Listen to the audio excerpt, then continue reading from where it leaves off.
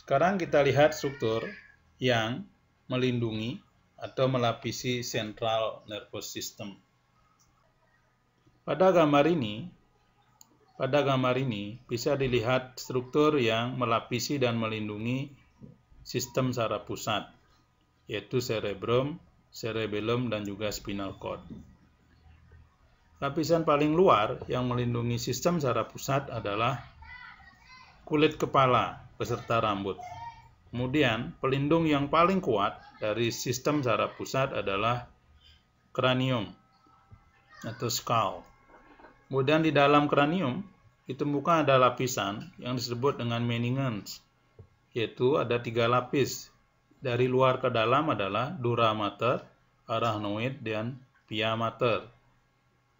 Dura mater dan arachnoid tidak mengikuti lekukan dari atau bentuk dari cerebrum dan cerebellum. Sedangkan pia mater menempel erat dengan cerebrum dan cerebellum dan mengikuti bentuk dari cerebrum dan cerebellum. Dura mater disusun oleh jaringan ikat padat terdiri dari 2 bagian, yaitu bagian periosteal yang menempel pada bagian dalam dari kranium dan bagian meningeal. Dura mater yang melapisi spinal cord tidak menempel erat pada kolom vertebrae sehingga ditemukan ada sebuah ruangan di luar dari dura mater yang disebut sebagai epidural space yang diisi oleh cairan cerebrospinal. Di bagian dalam dari dura mater dilapisi oleh arachnoid. Arachnoid disusun oleh jaringan ikat yang lebih longgar yang terdiri dari 2 bagian, yaitu bagian yang flat yang menempel dengan dura mater, kemudian bagian dalamnya ada bagian yang berupa trabecle.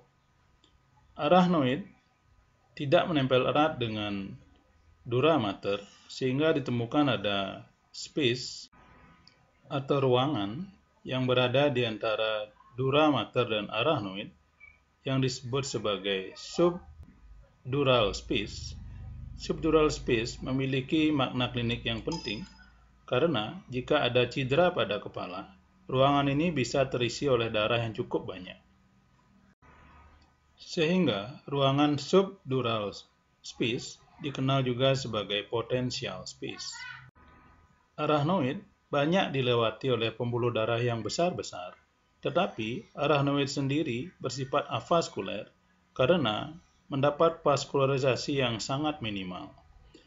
Pada beberapa tempat dari arachnoid ditembus oleh sebuah struktur yang disebut dengan arachnoid villi yang berperan dalam mengembalikan cerebrospinal fluid ke vena-vena besar yang terdapat di dalam kranium. Di bagian dalam dari arachnoid terdapat sebuah ruangan yang terisi oleh cerebrospinal fluid yang disebut dengan subarachnoid space. Ruangan ini yang terisi oleh cerebrospinal fluid sangat penting untuk meredam getaran atau trauma yang diterima oleh kepala. Lapisan paling dalam dari meninges adalah pia mater. Pia mater menempel erat dengan cerebrum maupun cerebellum, tapi tidak ada kontak langsung dengan neuron, karena ada semacam lapisan yang dibuat oleh astrosit yang membatasi pia mater dengan sel-sel di central nervous system.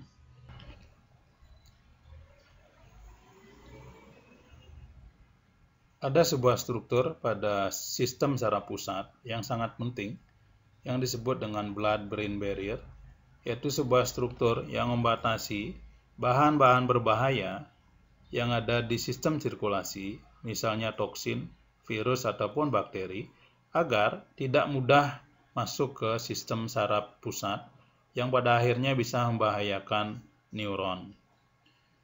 Penyusun utama dari blood-brain barrier adalah kapiler yang berjenis continuous capillary. Jadi kapiler yang berada di sistem saraf pusat jenisnya adalah continuous capillary, yaitu kapiler yang pada dindingnya tidak didapatkan ada lubang-lubang, bahkan lubang yang sekecil apapun. Kemudian diperkuat lagi oleh basement membrane atau jaringan ikat yang berada di luar sel endotel yang terbentuk dengan sangat baik dan tidak memiliki lubang sekecil apapun. Kedua struktur tersebut diperkuat lagi oleh struktur yang dibentuk oleh neuroglia astrosit. Neuroglia astrosit akan menempelkan kakinya pada bagian luar dari kapiler, kemudian membentuk sebuah pelebaran. Hampir semua atau semua bagian luar dari kapiler yang berada di central nervous system akan dilapisi oleh kaki-kaki dari astrosit. Sehingga dengan mekanisme seperti ini, bahan-bahan berbahaya yang ada di sirkulasi sangat susah untuk masuk ke central nervous system. Tetapi, barrier ini masih memungkinkan lewatnya bahan-bahan yang diperlukan oleh neuron, misalnya oksigen, kemudian nutrien, dan juga bisa untuk mengeluarkan sampah-sampah yang diproduksi oleh neuron.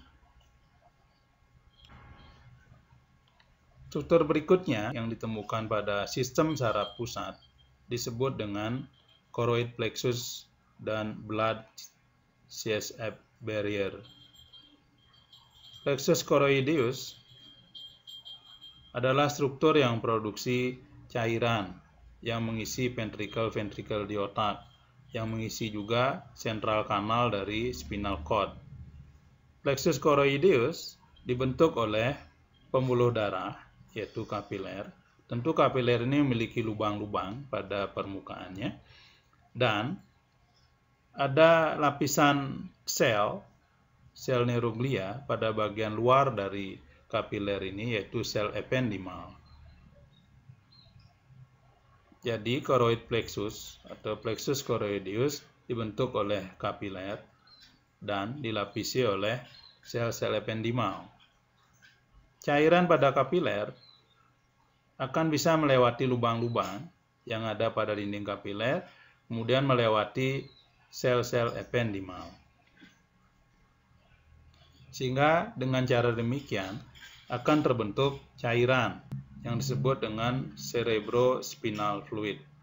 Cerebrospinal fluid setelah diproduksi akan mengisi ventricle, kemudian akan mengalir ke ruangan-ruangan yang ada di otak, kemudian akan mengalir ke central kanal dari spinal cord, kemudian akan dikembalikan lagi naik, dan akhirnya akan dibuang lagi ke vena-vena yang berada di dalam kranium melalui struktur yang disebut dengan arachnoid villi.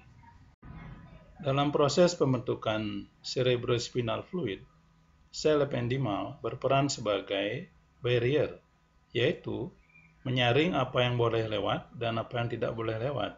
Sehingga hasilnya adalah komposisi dari cerebrospinal fluid sangat berbeda dibandingkan dengan komposisi dari plasma.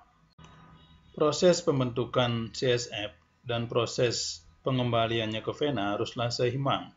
Jika ada hambatan pada proses pembuangan dari CSF, maka akan muncul penyakit yang disebut dengan hidrosefalus yang disebabkan oleh penumpukan CSF pada intrakranium, sehingga menyebabkan terjadinya peningkatan intrakranium. Yang terakhir yang ingin disampaikan adalah tentang regenerasi dari sistem saraf.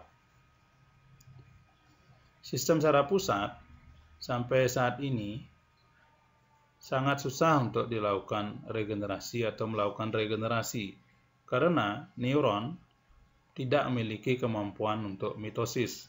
Sekali sebuah neuron mati, maka tidak bisa digantikan oleh neuron yang lain, dan tempatnya akan diisi oleh neuroglia, yaitu astrosit, dengan membentuk glial scar.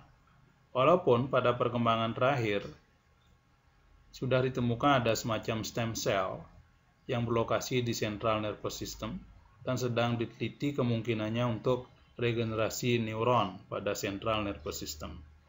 Lain halnya jika terjadi injury pada sistem saraf tepi. Jika ada sebuah akson yang terputus, maka ada beberapa perubahan yang terjadi pada neuron. perubahan terjadi pada distal dari injuri maupun pada proksimal dari injuri. Tentu pada distal dari injuri, akson tidak akan bisa bertahan, karena akson tidak bisa memproduksi proteinnya sendiri, sehingga akson pada distal dari injuri akan mengalami kematian. Sedangkan sel squam yang membentuk sebuah tabung yang disebut sebagai squam tube masih hidup atau masih bertahan, karena sel squam adalah sel yang independen, hidupnya tidak tergantung dari akson. Dan sisa-sisa dari akson yang sudah mati pada distal dari injuri akan difagositosis oleh makrofag.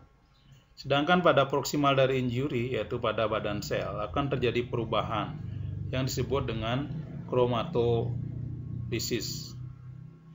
Kemudian, pada tahap penyembuhan, akan terjadi beberapa tonjolan pada ujung dari akson yang putus. Kemudian salah satu cabang dari akson tersebut akan masuk ke squam tube. Kemudian, akson yang berhasil masuk ke squam tube akan tumbuh terus sampai dia berhasil mencapai efektor organ. Kemudian perhatikan juga efek yang terjadi pada efektor organ, yaitu gambar sebelah kanan. Jika terjadi injuri pada akson, maka efektor organ akan ukurannya mengecil, karena ada disebut dengan tropik faktor atau faktor tropik. Kemudian setelah akson bisa melakukan regenerasi, maka organ tersebut akan kembali ke ukuran semula. Demikianlah kuliah yang bisa saya sampaikan tentang sistem saraf dan jaringan saraf. Mudah-mudahan bisa memberi pengetahuan awal tentang sistem saraf. Jika ada saran atau pertanyaan, bisa dituliskan pada kolom komentar. Terima kasih.